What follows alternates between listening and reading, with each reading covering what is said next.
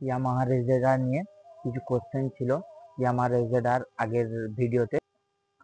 Mobil চেঞ্জের কোনো time table নেই, যে কত বছর চলার পরে গাড়ির কাজ আসতে শুরু হয়, পার্টসের খরচ কিরকম, মেনটেনেন্স ও পার্টসের খরচ। তো যেগুলো হিরো, তো যারা ভাবছো যে ইয়ামাহা রেজেডার নেওয়া যাবে কি না, তো এটা আপনি একসাথেই চালিয়েছি, ডিক্কিতে হাত দিলে ভীষণ হিট হয়ে যায়। But hello guys, welcome to my new blog. তো আবারও চলে এসেছি ইয়ামাহা রেজেডার নিয়ে কিছু কোশ্চেন ছিল ইয়ামাহা রেজেডার আগের ভিডিওতে। তো যারা যারা ভিডিও দেখছো, ভিডিওতে লাইক করো, কমেন্ট করো অ্যান্ড ভিডিওটা শেয়ার করো, অন্যকে দেখার সুযোগ করে দাও। তো গাইজ দেখতে পাচ্ছ, এটা ইয়ামাহা রেজেডার। তো লুকিং ওয়াইজ বেস্ট। তো কোশ্চেনগুলোর মধ্যে যেটা এসেছিল, সবথেকে প্রথম কোশ্চেন হচ্ছে যে কত মাস অন্তর মোবিল চেঞ্জ করতে হয়। সত্যি কথা বলতে বাইকের ক্ষেত্রে মোবিল চেঞ্জের কোনো টাইম টেবিল নেই। আপনি 1 বছর 1.5 বছর চালাতে পারবেন, যদি 200 কিলোমিটার যদি 2000 বা 2500 কিলোমিটারের মধ্যে আপনি 1 বছর আপনার কেটে যায়, তাহলে আপনি 1 বছর পরেই মোবিল চেঞ্জ করুন, কোনো সমস্যা নেই।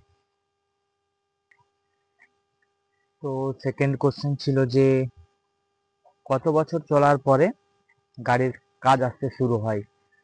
তো এটা সবার ক্ষেত্রে আলাদা আলাদাভাবে হয়, কারণ কেউ 10,000 15,000 চালিয়ে ফেলছে, তাও কোনো কাজ আসেনি। বাট কারোর 2,000 3,000 চালানোর পরেই গাড়িতে কোনো সমস্যা দেখা দিচ্ছে। এটা অনেকটা লাক ফেভার করে বলতে পারো। তো গাড়ির কাজ মিনিমাম 10,000 15,000 চলার পরে একবার করে মেনটেনেন্স করে নেওয়াটাই বেটার। তো যে যেটা ভালো বুঝবে। অনেকেই আছে 20,000 25,000 রান হয়ে যাচ্ছে, কিন্তু গাড়ির মেনটেনেন্সে কোনো খরচ করতে যাচ্ছে না। বাট এরকম করলে তো গাড়ির কাজটা বাড়তে থাকবে। একজন জিজ্ঞাসা করছিল যে ইয়ামাহার রেজেডারের পার্টসের খরচ কিরকম, মেনটেনেন্স ও পার্টসের খরচ।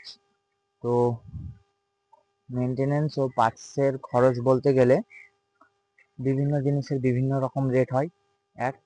তারপরে সত্যি কথা বলতে ইয়ামাহার সব জিনিসেরই রেট ওয়াইজ একটু রেটটা বেশি।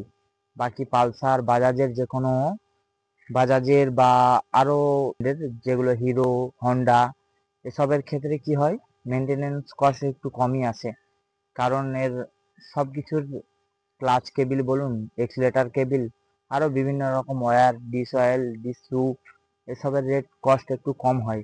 যার জন্য হন্ডা, হিরো, বাজাজ এদের ক্ষেত্রে একটু কস্ট কম আসে, বাট ইয়ামার ক্ষেত্রে একটু কস্টটা বেশি আছে। তো যারা ভাবছো যে ইয়ামাহা রেজেডার নেওয়া যাবে কি না, তো আমি ফেভার করবো যে ইয়ামাহা রেজেডার অবশ্যই নিঃসন্দেহে নিতে পারো, কোনো সমস্যা নেই। বাট মেনটেনেন্স, ওই ইয়ামাহার মেনটেনেন্স যেমন ভালো, ইয়ামাহার সার্ভিসও খুব ভালো, এটা বুঝতে হবে। যে যে এটা আপনি ভালোই মোটামুটি চলে। আমি 250-300 কিলোমিটার একটানা কন্টিনিউ চালিয়েছি, ডিক্কিতে হাত দিলে ভীষণ হিট হয়ে যায়, বাট কোনো সমস্যা হয় নাই। তবুও কিছুটা রেস্ট দিয়ে দিয়ে চালানোটাই বেটার হবে। তো আমি আছি এখন আমাদের এখানে নদী পাড়ে, কিছুটা এরকম প্লেস দেখতে পাচ্ছ। তো আমি ফেভার করব কোনো সন্দেহ ছাড়াই ইয়ামাহা রেজেডার পারচেস করতে পারেন, কোনো কোনো সমস্যা নেই। তবে লংয়ে আরামসে 50-50+ মাইলেজ দিয়ে দেয়, সব থেকে এর বড় খাসিয়াত।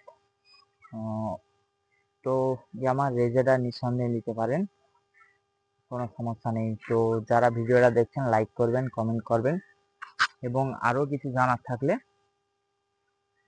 কমেন্ট করুন।